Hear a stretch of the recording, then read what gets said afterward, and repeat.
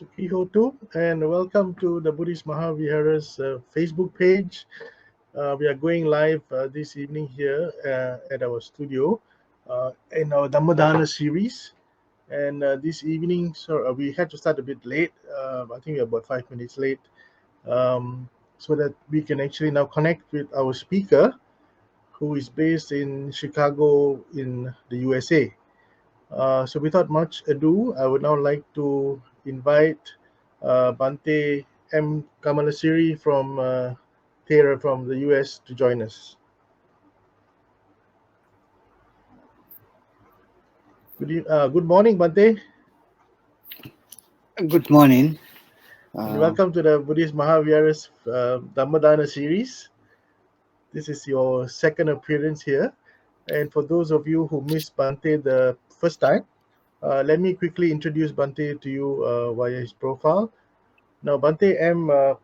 Kamalasiri Thera, or Bhante Missaka Kamalasiri, is a guided meditation teacher primarily focusing on Vipassana techniques sourced from the Buddhist suttas.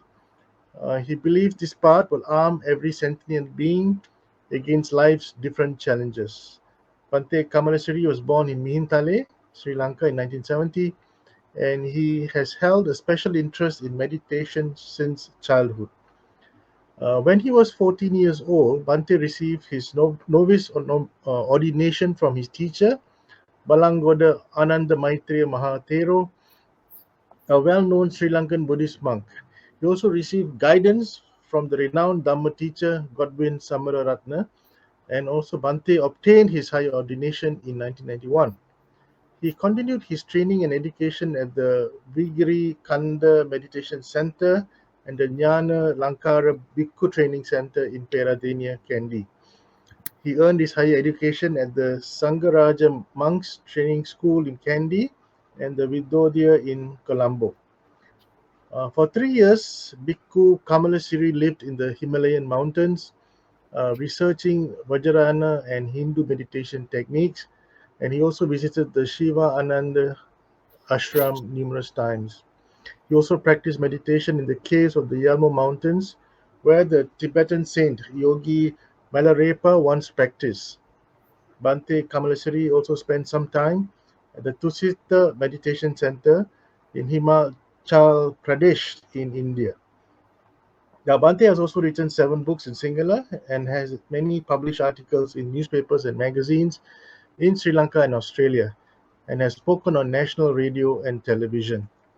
So without much ado, now I'd like to invite Bhante to start this evening's Dhamma sharing entitled Mental Wellbeing. Bhante?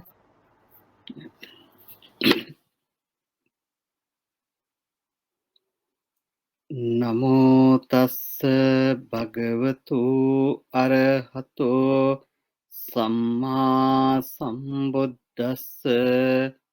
Namo tassa bhagavato arahato samma sambuddhassa. Namo tassa bhagavato arahato samma sambuddhassa.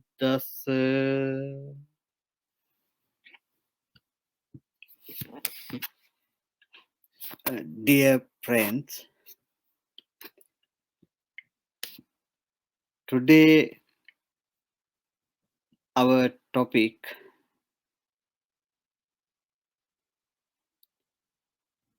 mental well-being.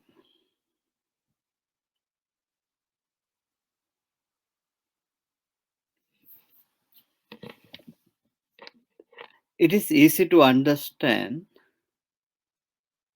well-being, but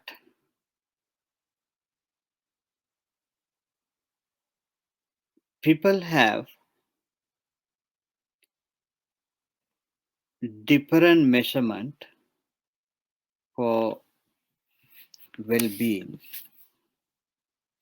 different thinking ways. So they recognize the well-being in their own ways.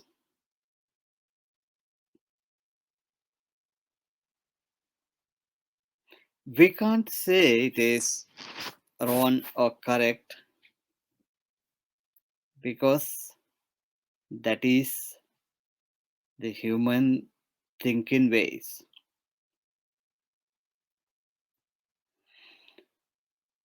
But in history, the scholars and wise people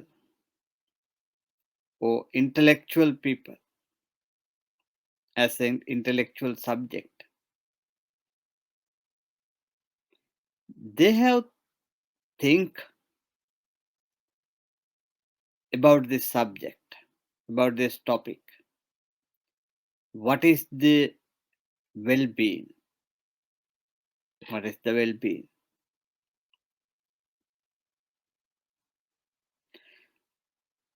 I think just after Second World War, when happening the United Nations summit, the first meeting in USA, they also talked about the well-being of human life.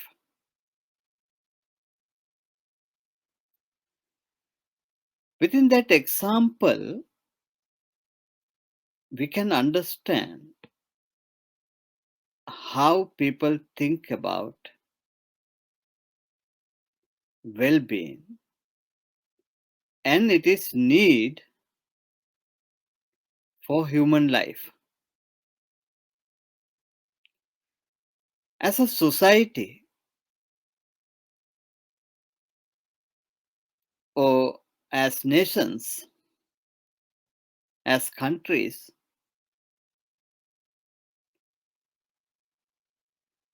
people try to do that.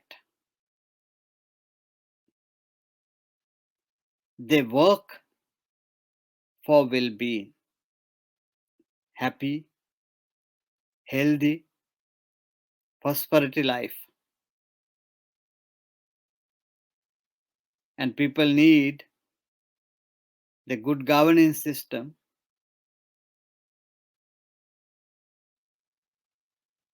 and peaceful society,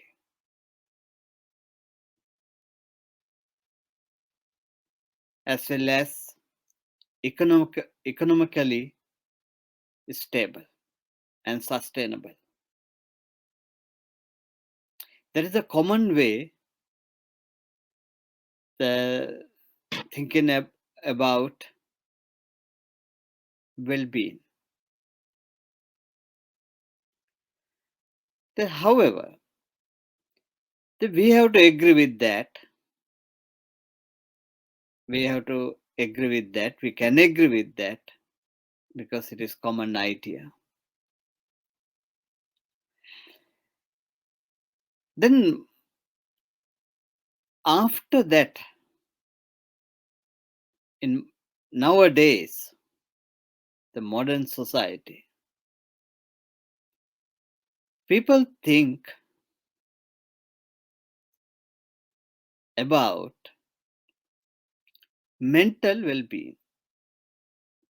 Mental well-being.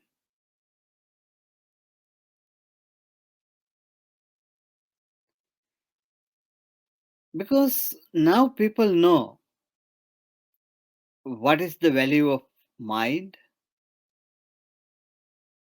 how important the mind, how lead it in society and life. So people, the society, the people as the human being,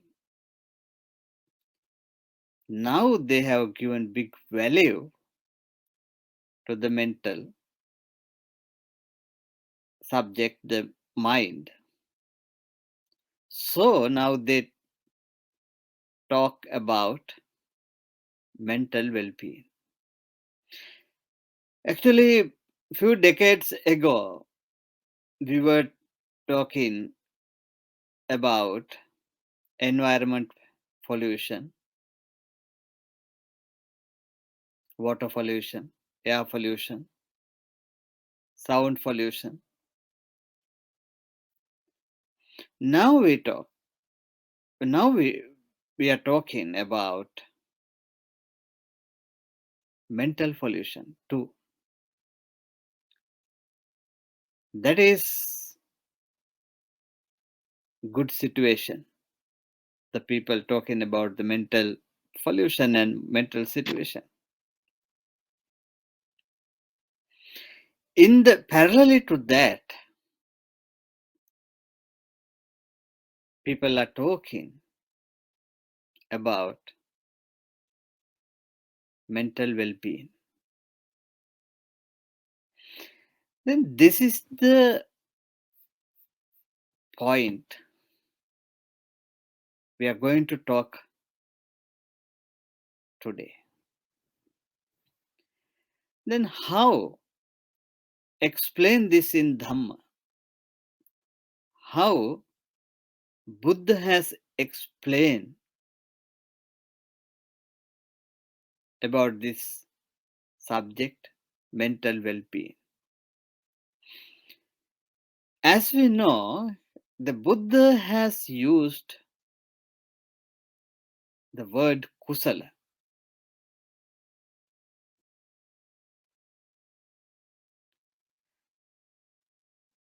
The kusala,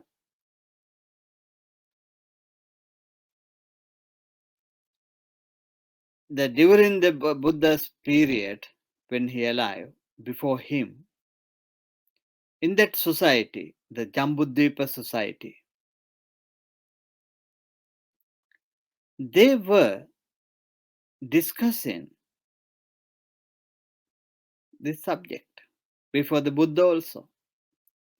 What is the kusala or mental or well-being? They also had idea about that well-being, the same to modern ideas, the happy society. They organize good governing, peaceful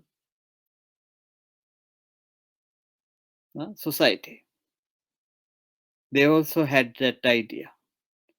And they also thought about the health, physical health. And some of them believe it, that energy comes from the God. The well-being, if you want to be in well-being life, they said it's come from the God. All of the skillfulness come from the God.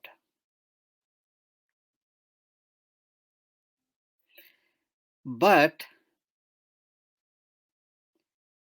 finally, the Buddha, he also was as a bodhisattva, he also was searching this topic, what is the kusala. That was his research. And he tried to achieve the state of the kusala. Then finally he got answer. The Buddha says the mental well-being or the kusala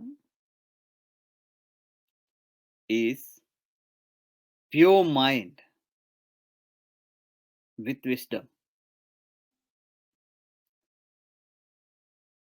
without harm to any other one or oneself, without harm both sides. That is the kusala, the pure mind. The pure mind, pure from the all of the defilement, free from the all of the defilement. If any mind free from defilement, then it is kusala. That mind is kusala, or well-being, mind, mental well-being. That was the Buddha's teaching. Then he said to us to state, or this mental state in life, the mind without defilement. That is the word he used, the nibbana. Nibbana means the mind free from defilement. Then if anyone have a pure mind, a free mind, the mind free from defilement, that is kusala mind. That is the well-being. That is the mental well-being.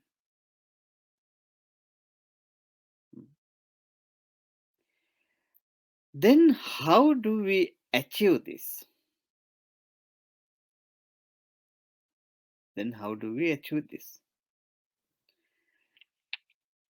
According to Buddhism, we have 8-fold path to practice within the Sila, Samadhi, and Panya.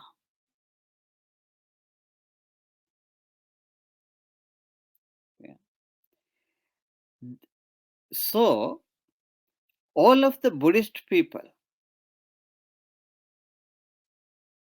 practice this in different ways.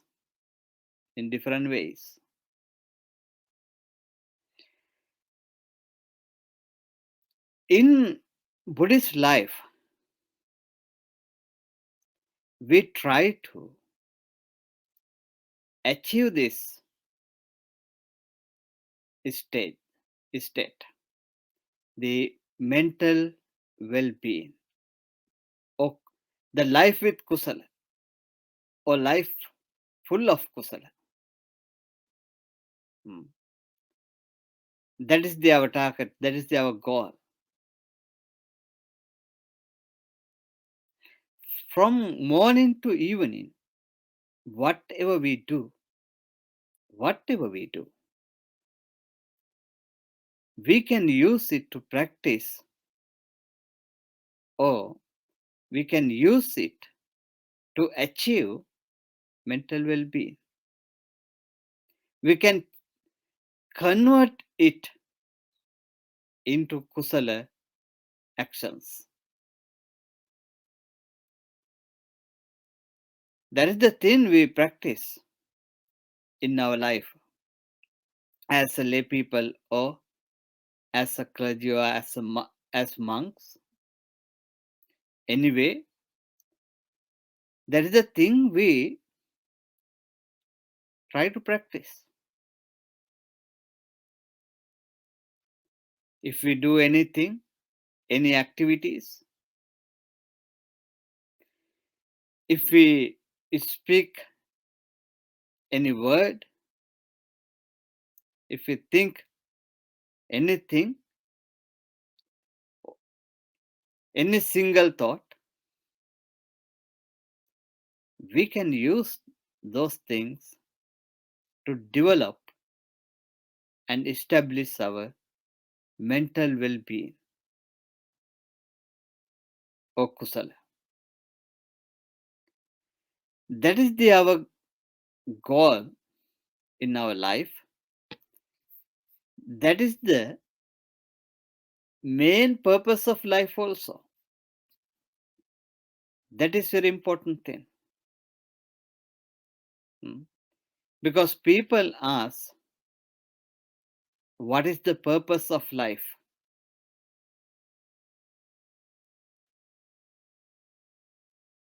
What is the purpose of life? In Dhamma, we have given the concept for that. The purpose of life is mental well-being. Mental well-being.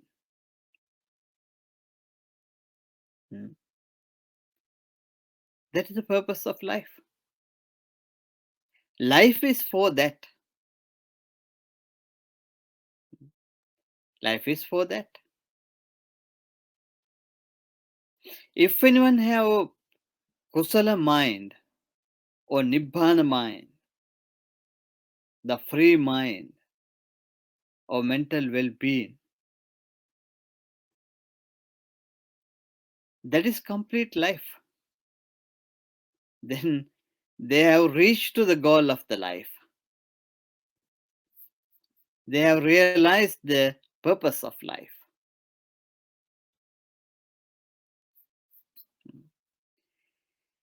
That is the important thing we have to understand. Then today the scholars also talking about this subject, the well-being, and they say they have categorized, or they have declared 5 conditions for well-being. This is the contact with the society, the family members, relatives, friends. That is one condition for the well-being. And second one, this is the be active. The be active. You can understand what is the meaning of the be active. And third one is take notice. Take notice. Fourth one, keep learning. Keep learning. And fifth one, give. Now, this is one of subject now. At the schools, they teach to children. For the society also, they teach it. The 5 conditions for well-being. Now we have to think about this.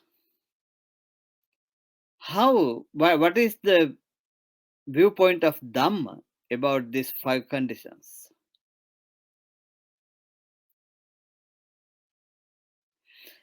The contact,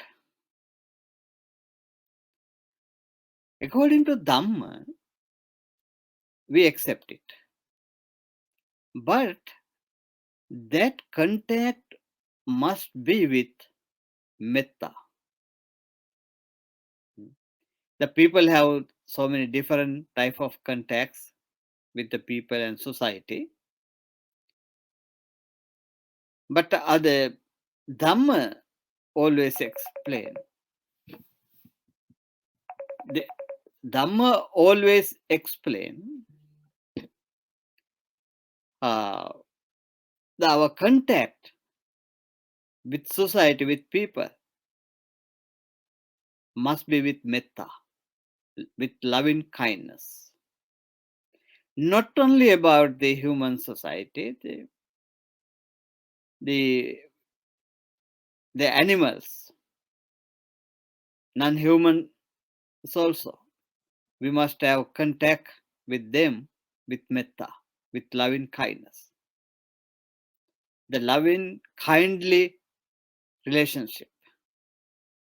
Not only the animals, but also the trees and even small plants. We must have contact with metta or with loving kindness. That is the Buddhist viewpoint of contact. Contact, it is good thing, but it must be with metta or loving kindness. Then second one, the be active. In Buddhism, we have given word virya, means effort. Effort to achieve the goal of life. The effort or strength to achieve nibbana or achieve well-being, achieve kusala or kusala mentality.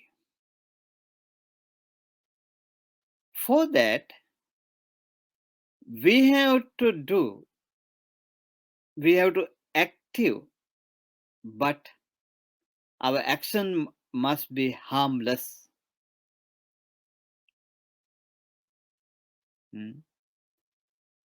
It must be harmless. Our actives should not make any trouble or any harm to any beings, any living beings. So we must active to help to the society, help to the environment, help to the living beings, to do good things, to do the good things. We have to active for that. That is our example. Good, the best example is life of the Bodhisattva. The paramita means that. In history, we know the Bodhisattvas, they always very active people. They are the most active people in the society in any incident. So we have to understand, and we have to get the Bodhisattva life as our example. Then we can learn from them. How did they active? How did they activate it? That is very important. Sometimes Bodhisattvas, they have given their life for others' well-being. So we have to follow the Bodhisattvas in this way. Then third one, take notice. This looks like awareness, but in Dhamma we could explain about that, the sati, the mindfulness. Mindfulness of environment, mindfulness of society, mindfulness of other people, and mindfulness of own body, and most important thing, mindfulness of own mind or own thoughts.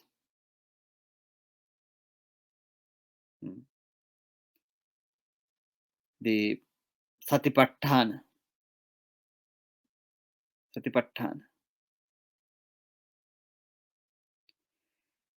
That is the most important thing in Buddhist practice. We have mostly in Buddhist teachings, we have this word. So we know about that. Then keep learning. This is very important. But in Buddhism, explain knowledge. We have to develop our knowledge, which help to develop human life, human thoughts, human mind. That is the important thing. The knowledge is not the all of the gossips in the world. It is not the knowledge. It is just informations. Knowledge must be helpful to help to develop human qualities, human mental qualities, positive qualities.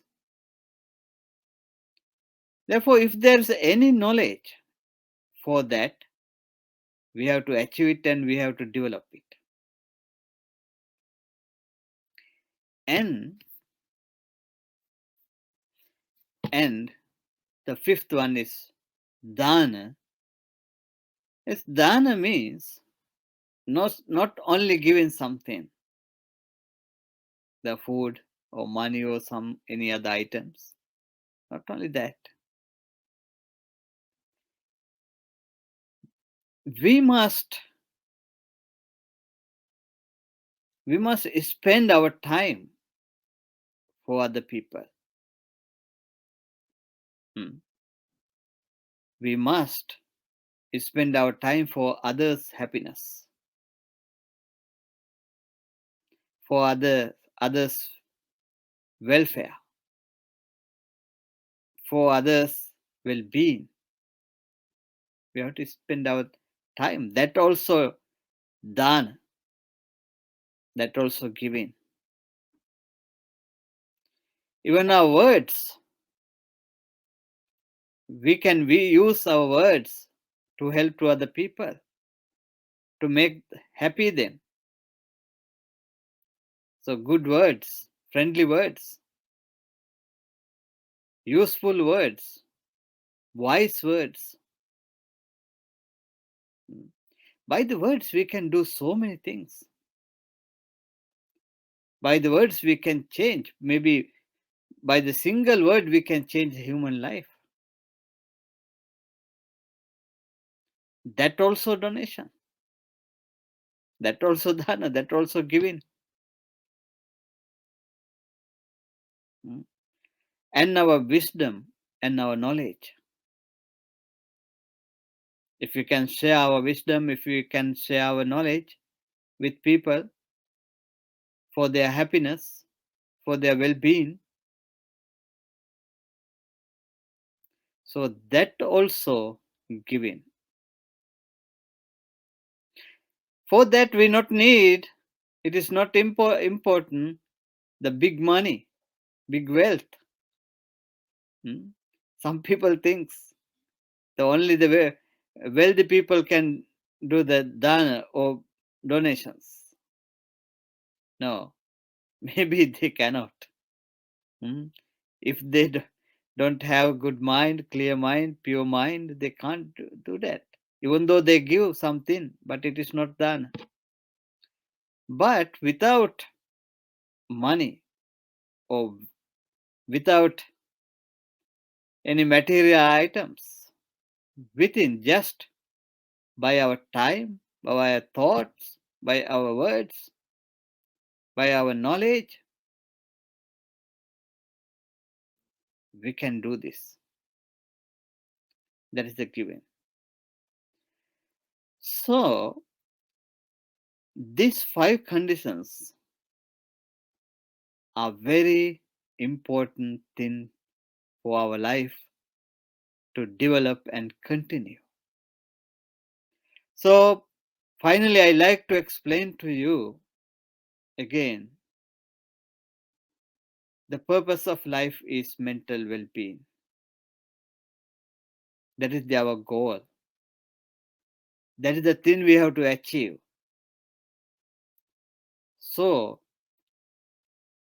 every moment in life, we have to spend for that and we have to use for that. Then, I bless you to be happy and peace and achieve well-being life. Thank you, everybody. I think we can go next session if there is questions or Thank you, discussion. Bhante. Yeah, let me check and see. I don't think there are any questions from the audience at the moment. Yeah, there are no questions. Um, Bhante, can you just, for the benefit of the audience, can you just repeat the five things that we require that's required for mental well-being? Just to as a recap, Bhante. That is a contact, be active, take notice, keep learning, give.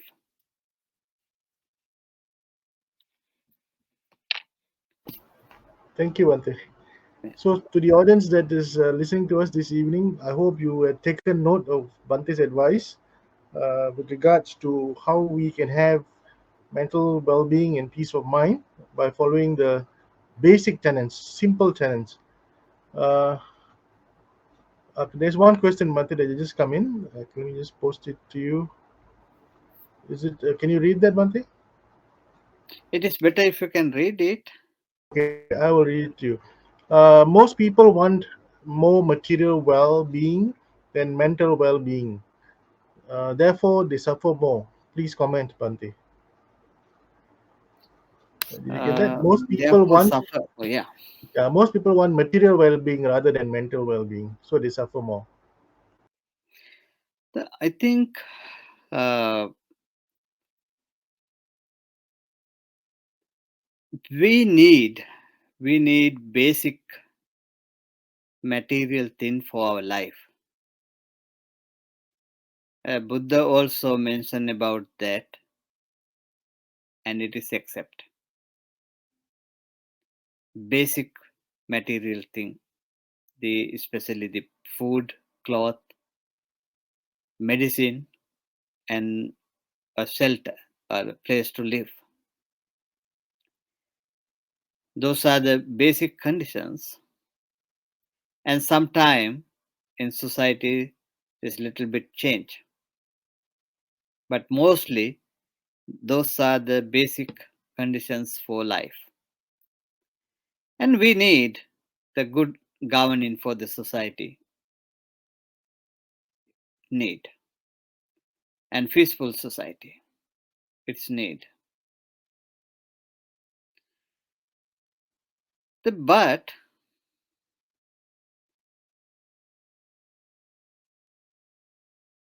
human beings, as human beings, we have big uh, craving. Mm. As human being, we have big craving. It is the uh, most powerful energy in the earth. It is more than nuclear power, the human craving. Mm.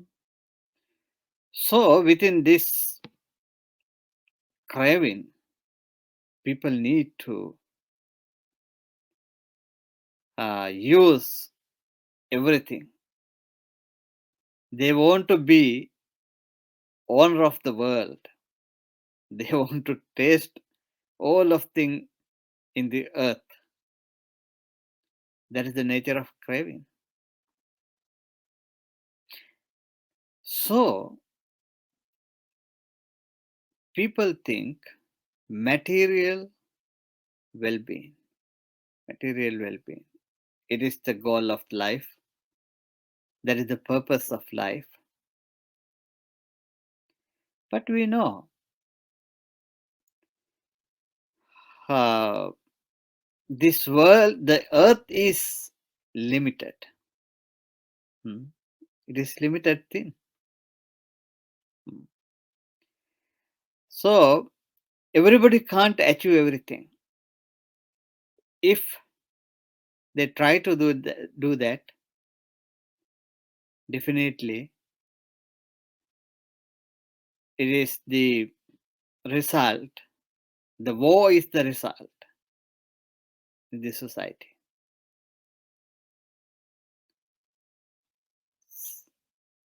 So we have to understand this. Understand it. If anyone understands the mental well-being is the most important thing in life and the purpose of life, then they don't care the material things. Then they like to the simple life.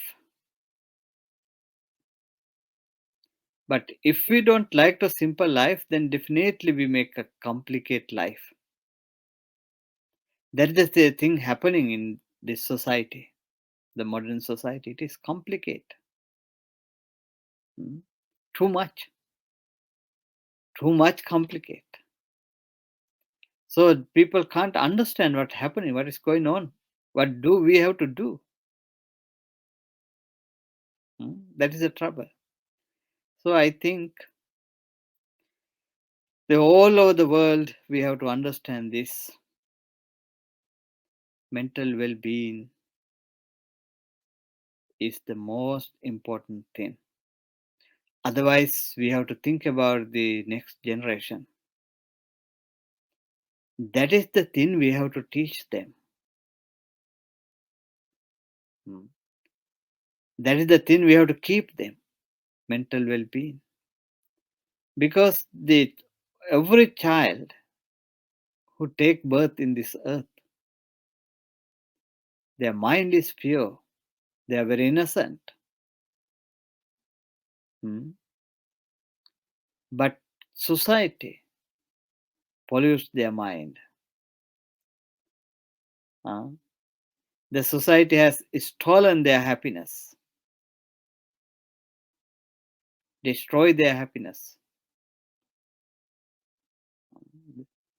It is our responsibility.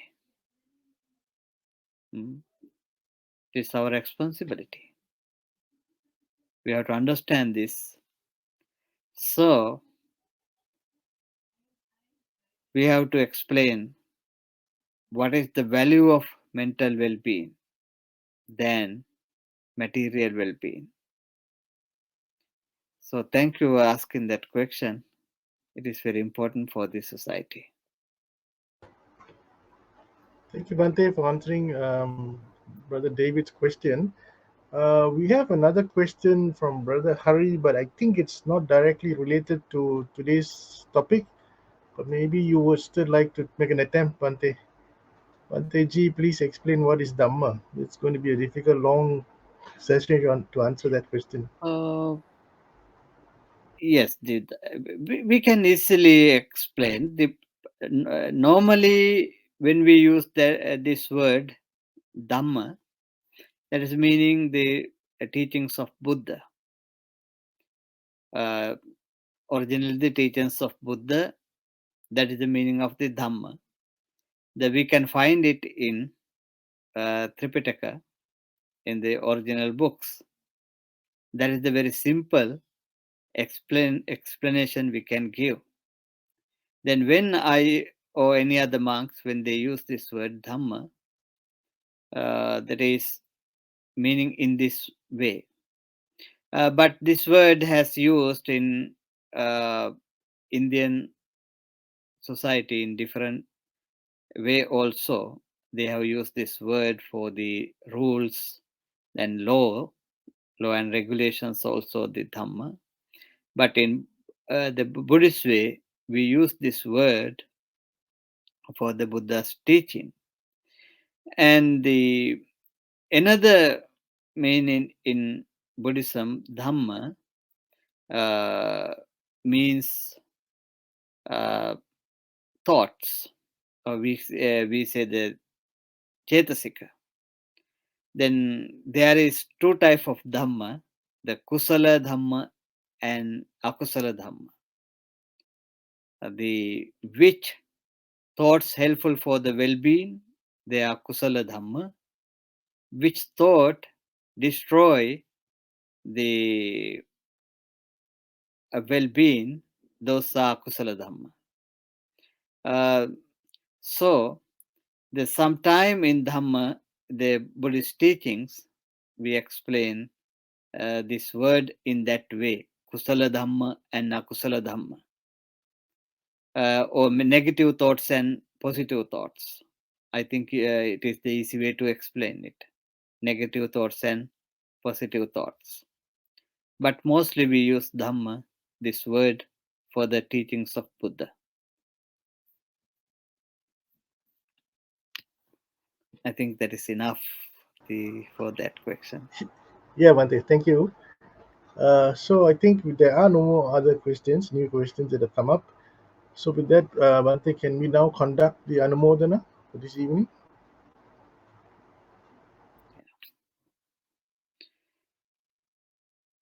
First of all, we are going to do the Anumodana to all of celestial beings. For that, say this stanzas. Ettavata cha ammehi sambhatang punya sampadang sabbe deva anumodantu sabbe bhuta anumodantu sabbe satta anumodantu sabbha sampatti siddhya. And we are going to pass these merits to all of our departed relatives, so we can bless to them to be happy, peace, and good life, and may attain to Nibbana. Idam me ñātīnaṁ hotu sukhitā hontu ñātayo. Idam me ñātīnaṁ hotu sukhitā hontu ñātayo. Idam me ñātīnaṁ hotu sukhitā hontu ñātayo.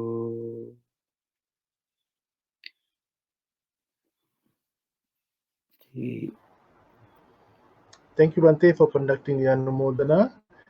So we've come to the end of this evening's Dhamma sharing with Bhante Kamalasiri. And on behalf of the Committee of Management and also the monks of the Buddhist Mahavihara, let me take this opportunity to thank Bhante for joining us this evening and sharing his Dhamma with us, his Dhamma knowledge with us. And tonight's topic is quite relevant. It's called mental well-being. I think our devotees would have and viewers would have appreciated Bhante's explanation on how to achieve mental well-being. Also to the sponsors this evening, let me take this opportunity to thank you for sponsoring this evening's Dhamma sharing. Without your support, we cannot carry on with this program continuously every week, every Friday and every Sunday here at the Dhammadana series. And also to all our viewers who were joining us this evening and sharing your merits with us. And I hope you had achieved something from listening to Bhante's Dhamma Desana this evening. And we look forward to your presence again next Sunday, where we have a professor from Sri Lanka who will be speaking to us, I think, on the topic of is Buddhism relevant today? The only question is whether Sri Lanka, there's power cuts, and we hope that there will be power by the time we do the Dhamma sharing on Sunday evening. So with that, we've come to the end of this evening's Dhamma sharing, and let me take this opportunity to thank each and every one of you, and have a pleasant evening. Sukhi Hotu.